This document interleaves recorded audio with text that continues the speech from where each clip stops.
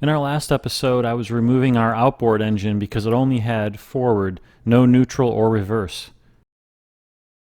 First, I had to build an outboard stand to hold the motor.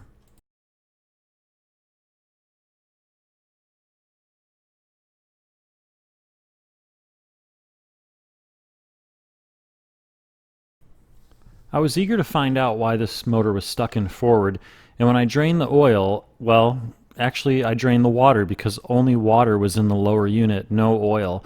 So the little device that changes the gearing was frozen, so that's what was the cause of the issue. I ran a compression test in both cylinders and they both came back at 90 psi, so that was good. I took everything apart.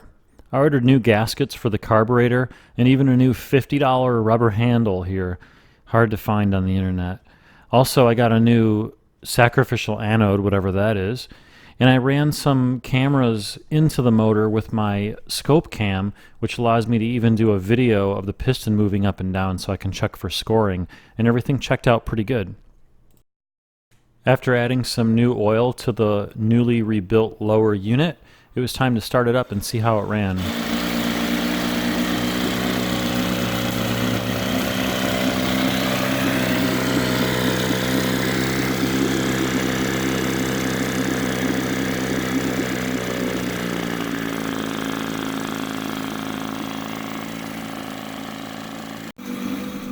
I started it up over a couple different days, making sure it would cold start and then it idled and ran okay. Everything seemed okay, so it was time to take it back to the boat.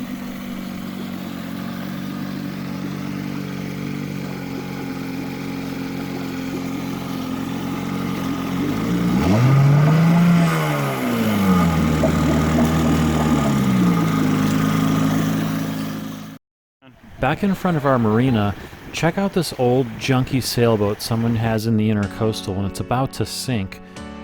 I'm surprised it hasn't already, and the bow keeps going underwater in the heavy waves.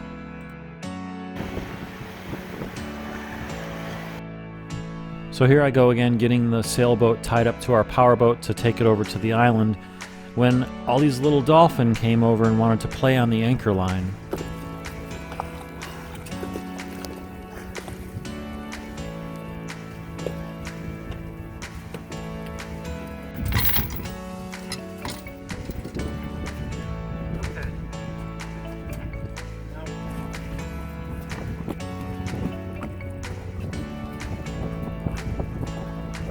I want to take a quick intermission just to plug Adventures of Apple and Rob. Their YouTube channel is in the link below in the description, and they also sail a Catalina 22.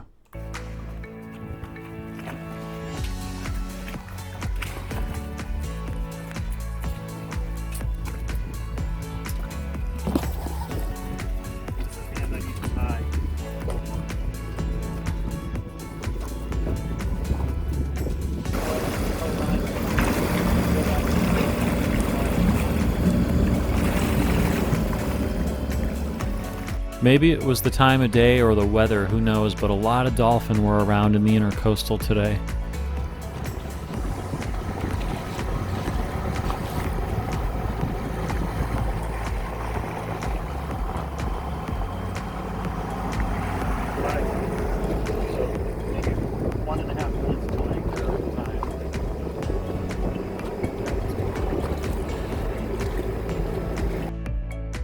We were doing all this just a few days after Tropical Storm Nestor passed through Florida, and we experienced about 35-mile-an-hour winds on the intercoastal waterway.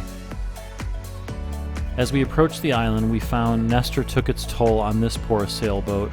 Pretty nice sailboat, but sometimes you learn from other people's mistakes, and it looks like their anchor line broke right at the waterline.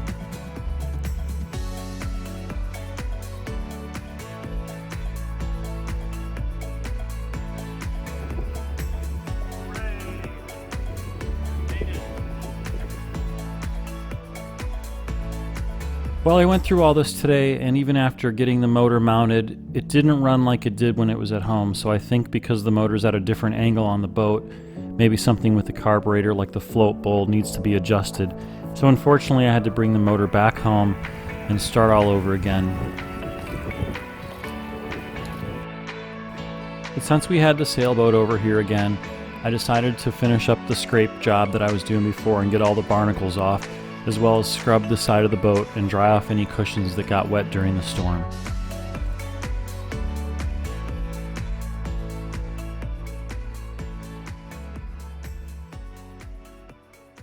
The local sailing club brought all the kids over to the island to explore the shipwrecked boat.